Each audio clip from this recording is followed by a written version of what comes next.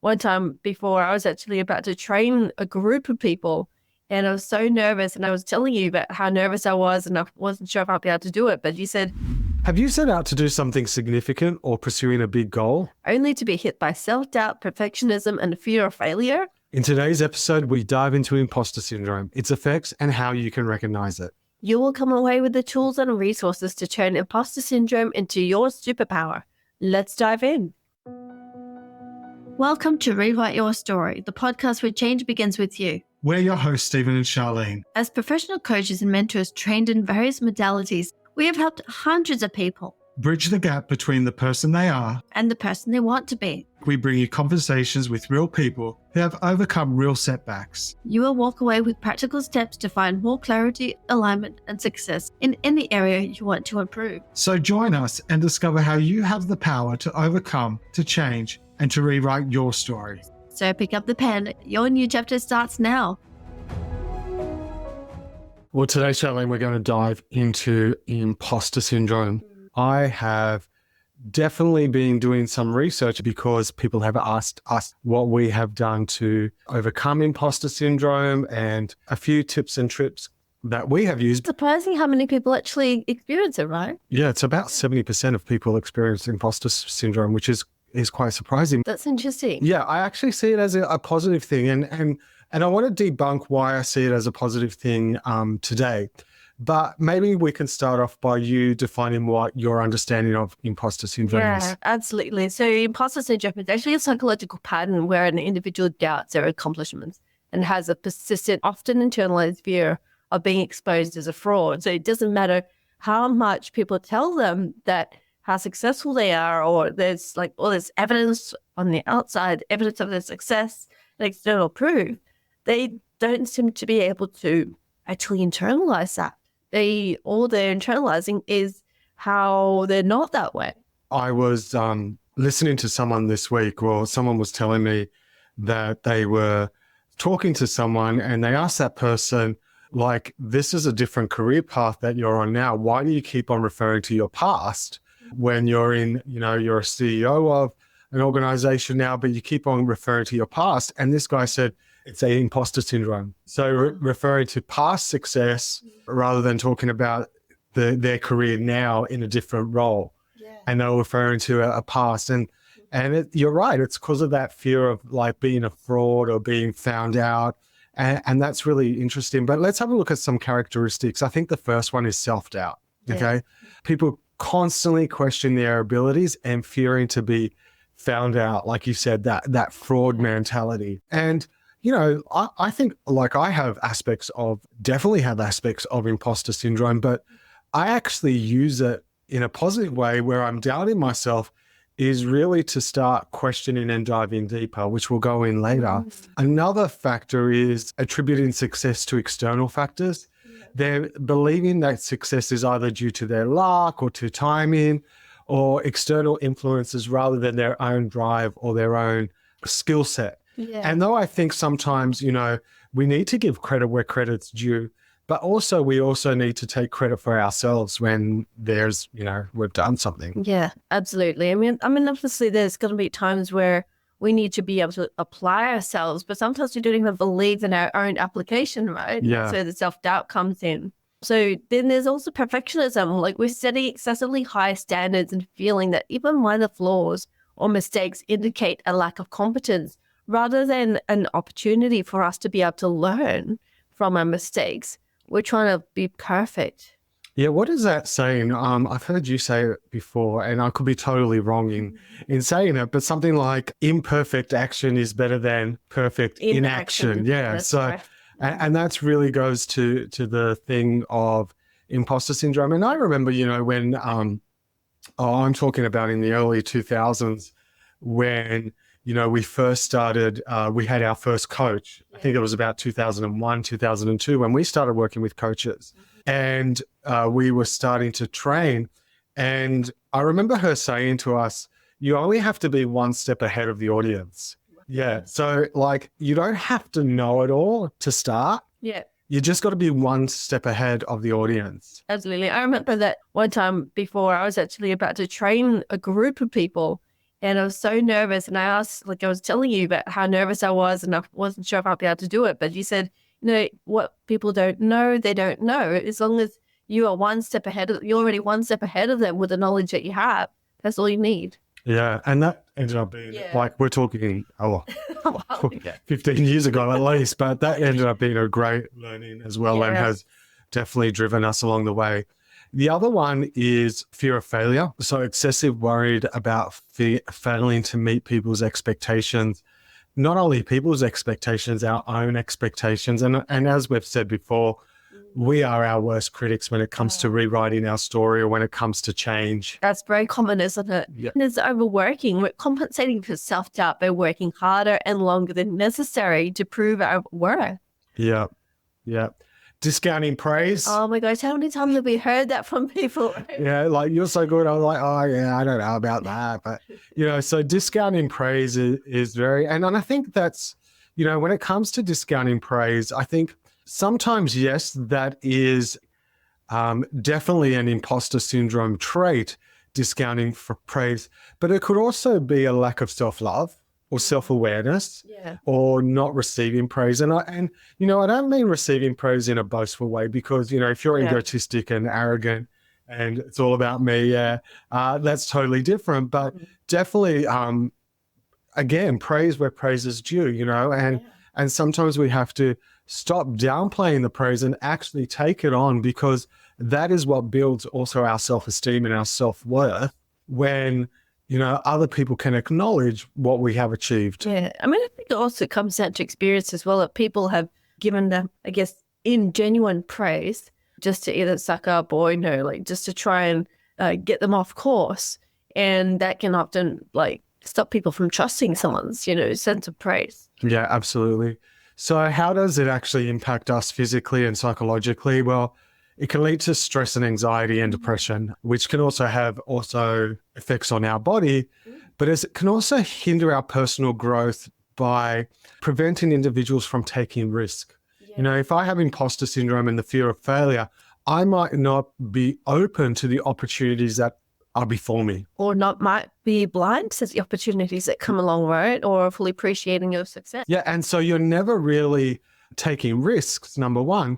But then you're always striving. And I know we did that whole thing about striving, the episode around toxic positivity a few episodes ago, where we talked about, the overachieving, the overstriving leading to success. But this is the opposite side where the lack of striving, the lack of pursuit of goals can also lead to depression and also stress. Absolutely. And it doesn't mean that you have to necessarily achieve straight away, but sometimes just having that goal really ignites a fire within someone. If we look at studies, they've actually showed that imposter syndrome is actually common amongst high achievers.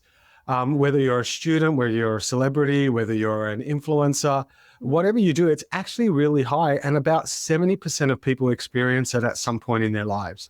So it's not limited to any specific demographics. When I was dealing with imposter syndrome many, many years ago, and as I said, I still, find myself in the negative spin of imposter syndrome, but really had to look at reframing what it was for me.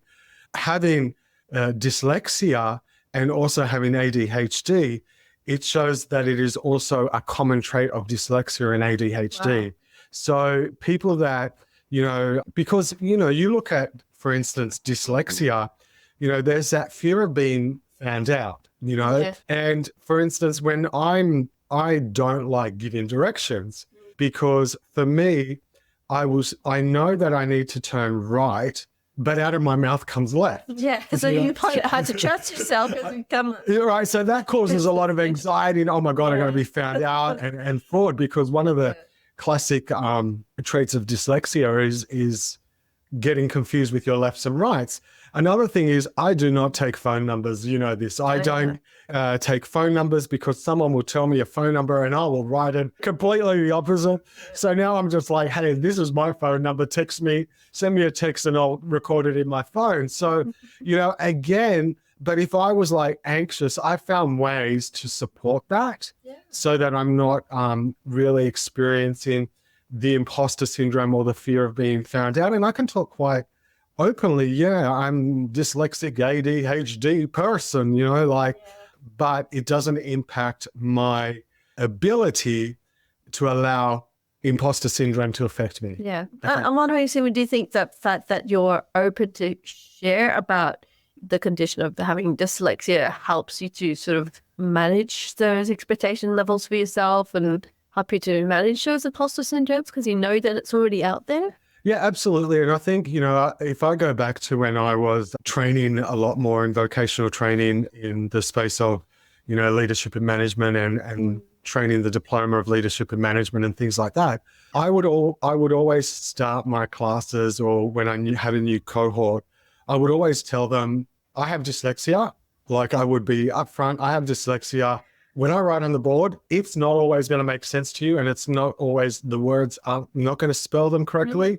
Yeah. Don't worry how I spell them. You spell them right, because if we worry about correcting it each time, We're going to be here all day. the diploma is going to take twice as long for you to complete. So listen to my words and my knowledge in this area rather than the way I spell. Yeah. And that was definitely, I opened that most of my classes up that way.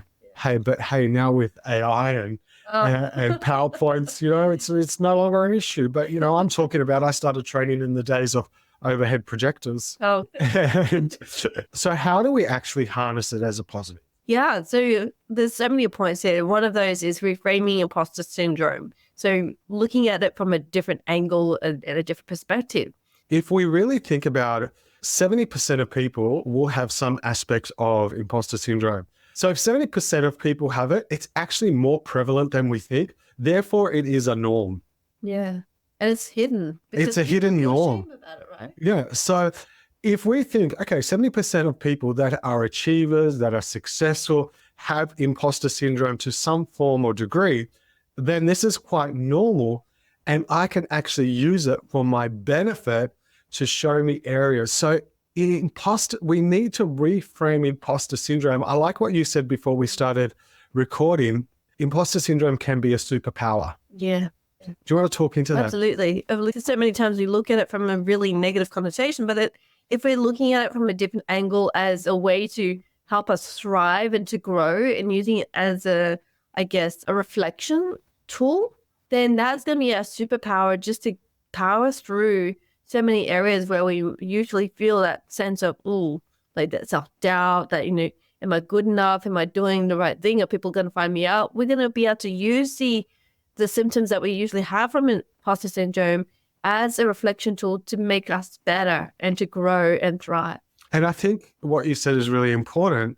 Grow and thrive, use it as a tool. So again, it's about when you're going through, the self-doubt, the attributing success to others, the perfectionism, the fear of failure, the overworking, the discounting of praise, actually realize and have an internal check that says, hang on, this is a symptom of imposter syndrome.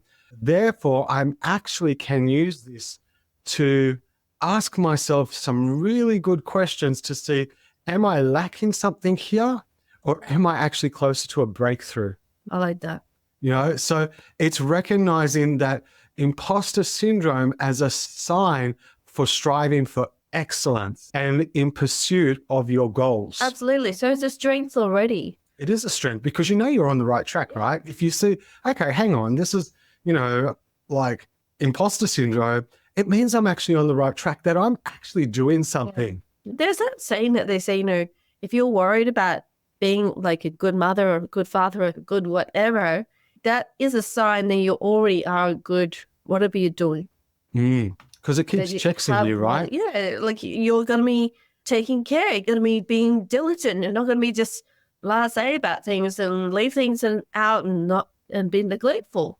I mean, it's going to be that moral compass for you to know that, okay, am I doing enough? Am I doing the right thing? And having a good checklist for yourself, but not just rely completely on just the inner workings, but also looking for evidence of the good things that you're doing. Absolutely. And you know what? As you said, we need to view imposter syndrome as a motivator for continuous growth and learning. I like that.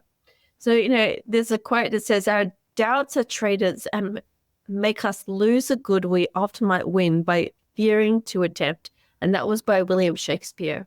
You know, and I love what Valerie Young said. She said, imposter syndrome is not a sign of weakness, but a sign of striving to grow. And I think that's exactly what it is. Yeah. You know, like like Shakespeare, you know, like everyone knows Shakespeare, he goes, our doubts are traitors, you know, so we need to lose them, you know, to win. And then Valerie Young saying imposter syndrome is not a sign of weakness, but a sign that you're actually in pursuit of your goals. You're striving to grow. And I think that is the key to acknowledging that imposter syndrome is not something to fear. It is not something to worry about. It's actually an internal check mechanism that's showing you you're actually on the right path. Yeah. Yeah. So we can either let it spur us on or we can let it hinder us. Yeah. And how do we do that? You know, Philippians 4:13, I can do all things through him who gives me strength. You know, like if we surrender our imposter syndrome to Christ and realize that our doubt and our fear is not from him, right? Yeah. And we can actually do what we're doing through him who gives us strength and using it as a check. Absolutely. And, you know, there's a verse that says, perfect love casts out all fear. And when we learn to have that perfect love for ourselves, that's going to cast out all the fear of, you know, being caught out or, you know, if we're doing the right thing, things like that. We just know that we're doing our best that we can. And that's all that we need. Yeah. So number one, it's reframing imposter syndrome as a positive thing. Number two, I reckon it's leveraging imposter syndrome for growth. Oh, this is a good one. So this is basically about how acknowledging imposter feelings can drive better performance and self-improvement. Yeah. So it's the strategy is to use imposter syndrome as a catalyst for growth. So for instance, if I'm doubting myself in a particular area, let's just say, you know, I referred to leadership and management, you know, before, just say I'm leading a team or I'm managing a team and I doubt myself and my abilities. I think the first place to start is one, am I doubting? Because we tend to generalize our abilities. Okay. So I guess we need to first, when doubt comes in, like I'm a shit manager or I'm no good at this, or, you know, I'm hopeless at leading people. Okay. I need to be able to, we need to be able to ask ourselves, okay, what area am I actually shit in? Okay. So what area am I actually no good in? Okay. Or what area do I need to improve? You know, for instance, and then there's two ways of doing this. You know, I love what John Maxwell says is you can't grow from a 4 to a 10. You can only grow from a 4 to a 6, but you can grow an 8 to a 10, you know? So then looking, and he goes higher out, you know, the philosophy is improve on your strengths, hire out your weaknesses. Yeah. Okay. So if I know as a manager, I'm really good with project managing, I'm really good at getting things out, creating things. I'm really good at the vision. I'm really good at driving things. Okay. I work on those strengths. But then if imposter syndrome comes in and I'm actually, hey, there's some areas I need to improve. For instance, with me, having critical conversations, okay, is probably an area that I would need to improve on. Not only having critical conversations, but actually dealing with problems in the time. I'm the type of person that, and sometimes things can fester, do you know what I mean? If you're not dealing with them in appropriateness. You know, if I look at my management skills, that's probably the area that I lack the most because I'm the type of person that something will happen and I won't deal with it there and then because I feel that one, I probably need time to reflect on it. And two, I probably feel that I might make the problem worse if I deal with it there rather than, you know, yes, I know there's a book called The One Man Manager. It says we need to deal with things there and then. Unconsciously not dealing with it, I know is actually worse because I'm waiting for the problem to either fix itself. And we know that never does. I know it never happens. It just gets swept under the carpet. Yeah, and it keeps piling up and getting worse. So by doubting my management skills, I need to get really specific and say, actually, it is my 1 minute management that I actually need to work on. And therefore, then I bring the tools in order to support me, like the book, The 1 Minute Manager, which, by the way, I've never read. I probably should read it. I just know it's a book that talks about that. And so by allowing imposter syndrome to actually to leverage off it for growth, it's about getting specific in the areas, because I do think one of the issues with imposter syndrome, it is a generalizer. Yeah. That everything's bad. Everything's I'm bad at everything. Yeah. And they can't sort of specific, like find one specific area that they are actually good in. Yeah. So it's about getting really specific and bringing it down to so as I said, it's a generalizer, it's ambiguous, and we actually need to bring the ambiguity down into the specifics. So really chunking down. So another way that you can use imposter syndrome to leverage your growth is actually learn how others have overcome imposter syndrome. Okay, so modeling of other people. Modeling, Learning how others have actually overcome their imposter syndrome and learning the different steps that they've taken. Absolutely. And then it's finding some books that might help you with it, or finding a community. But if you, as I said, 70%, so most entrepreneurs or most business owners or managers or even mums and dads that, as you said before, that are questioning their ability to parent, they probably also have aspects of it, and finding that community that can support you. Yeah, absolutely. You know, there's Maya Angelou says, I've written 11 books, but each time I think, they're going to find out now. I run a game on everybody and they're going to find me out. So even Maya Angelou, who's a great writer, was a great writer, and she's probably one of my idols as well in regards to the things that she writes, those poetries.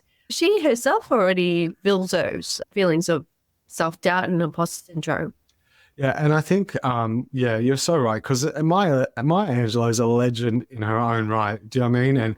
And if someone like Maya Angelou can say, "Oh my gosh, I've written 11 books and they're going to find me out," you know, how much more the average person, can experience that. But yet, if we look at her life has been a legacy. But yet she worked through it and did the work despite of it. And I think that's key. Work despite of imposter syndrome. Yeah. There's that saying about fear is like, you can see it in two ways. There's forget everything and run, or face everything and rise. Well, I believe that's what Maya Angelou did. Oh, good. Face everything and rise. Well, I haven't heard of that. I probably have. Natalie Portman said, imposter syndrome doesn't go away. You just need to learn to deal with it differently. And I think that is the key here. Learn to deal with it differently. Chunk it down, find the areas that you need to grow in those areas. If you feel that you're going to only rise from a 4 to a 6, then hire those areas out. There's nothing wrong with that, and work on what you're good at. That's right. The one thing I love about the whole idea of hiring out your weaknesses is it buys you time to start to learn those areas where you need to improve. So you don't need to worry about it straight away because someone else is already doing it there. So you're buying yourself time just to work on your strengths first, and then have some time to actually work on some of those weaknesses step by step. If you look at me, right? Yeah. Can you imagine me doing our bookkeeping? All right, it's not that funny, but I would get everything wrong. I would put the numbers confused. I'm never going to go from a 2 to a 10 in that area. Yeah. So we need to hire that out. Do you know what I mean? And there's nothing wrong with that. We do. But then I can put the strategy in place. Do you know what I mean? So I think that's really good. However, I must say, I am good with the profit and loss sheet. So I understand profit and loss, but definitely not entering those numbers, And I think another way that we can really embrace imposter syndrome is actually, again, from the Bible, Jeremiah 29:11. And I know, a lot of people will quote this scripture and live by this scripture, but it says, "For I know the plans I have for you, declares the Lord, plans for welfare and not for evil, and to give you a future and hope." So knowing that everything we do, he actually has ordained that, and he knows that before we actually do it. Imposter syndrome or not, he knows the plans he has for us. Isn't it just amazing? We can just rest in his promises, that we don't have to worry about what is going on in us all the time, because as long as we're resting in those promises, we can take security in that. And we don't have to worry about the whole imposter syndrome, people finding us out, because God knows us in and out. He knows everything about us. Yeah.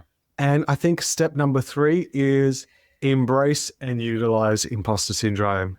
So how do we do that? Well, I think it's first developing a growth mindset to turn self-doubt into your superpower. Okay. When we doubt ourselves, we need to see that as, hey, this is an opportunity to learn. Okay. And I know that's been the theory of this whole podcast today, but it's really looking at self-doubt as a superpower, looking at imposter syndrome as a superpower, and looking at it as an internal unconscious check that is keeping us online or on the path to our goals. Okay. Then it's building that network and seeking mentorship to combat feelings of inadequacy. Okay. So for instance, Sharlene, if someone comes to you for mentorship or counseling and saying like, I have really bad imposter syndrome, as a counselor, what are some of the things that you would speak to this person or say to this person, or tools that you would give them? Yeah, absolutely. I mean, one of the things is we've already covered, but just really chunking down on specific areas that they feel that they have those symptoms in. But what do they feel that they are lying about? What areas do they feel that they're not being congruent in? And seeing what are, like, just listing those down and seeing what are the evidence that points in that direction and what's the evidence that points against that. So having visuals, like helping them to see the differences between the evidence of, that points away from them being imposters and the evidence that they feel is causing them to feel that they're self-doubting and makes it feel like they're lying to people. So looking at evidence both ways, so helping to have a clearer picture. Yeah. So looking at like the pros and cons of both areas and seeing, okay, well, what are areas that you're actually really good at and what are the transferable skills in that area? Because in a lot of things we do, there are transferable skills. And people forget that, especially when I hear people wanting to apply for certain jobs and they feel like, oh, I don't have those skills. But then ask, so what do you actually do? Like if I find out they're a mother or something like that, so what skills do you have? What do you need to be a mother? You need to have organizational skills. You need to be able to time keep. You need to be a referee. All those different skills that you've learned. And I get them to tell me, like, what do you need? Like, what makes you a good mother? And then I say, so how can you apply those skills here? You need to have organizational skills. You need to have this, and this. Can we see how they correlate? I like that. So it's really diving deep into skills you already have and looking, okay, well, what are those skills in this area that you don't have that the imposter syndrome is getting you? And how can you reframe that as a learning, So that's a really good practical tool. How would you, like, I know you're an advocate journaler and you do practice journaling a lot. How would you use journaling when it comes to imposter syndrome? Absolutely. Well, I mean, there's so many ways of like different kinds of journaling. One of those is the brain dump at night when there's just so much stuff in their head that they just can't get to sleep, just writing it all out so they can have a clear space in their head just to be able to relax because it's already there. But the other one is just putting down, like, each day at least 2 to 3 things that they know that they appreciate about themselves, that maybe someone else has told them about themselves quite frequently, positive things, so that they can write those down and say, what are the things that I've done today that match up to that? So like a gratitude journal. Yeah, like gratitude, and then a self-appreciation journal. Self-appreciation journal. I like that. And because a lot of people don't actually, we talk about gratitude journals is out there and people talk about it all the time, but we never really have a self-appreciation journal. What does that do for an individual? Well, one, it helps to bring back the fact that, it brings into light their strengths already, the things that they have done. They might not believe it themselves, but things that they've heard from people constantly telling them, this is evidence.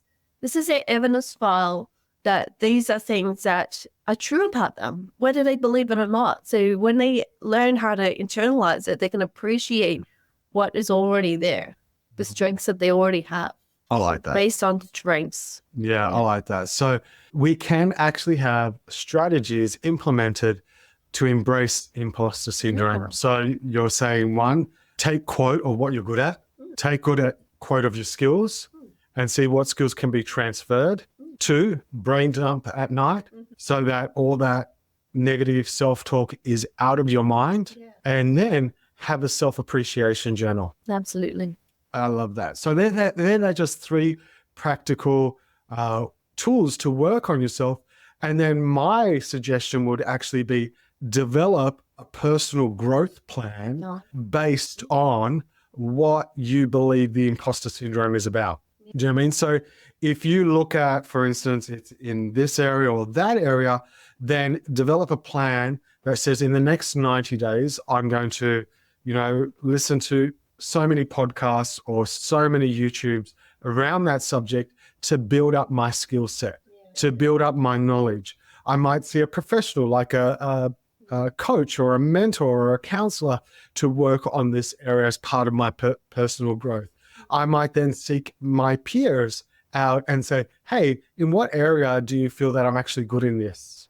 So it's developing that personal growth plan can really then keep you on track, but then also question your doubt, question your fear. Yeah. And on that note, Stephen, I was just, as you're talking there, I was like, wanted to really hone in on the fact that sometimes we can get so caught up with our negative self-talk, like, oh, who do you think you are? You don't have these skills or whatever it is, right?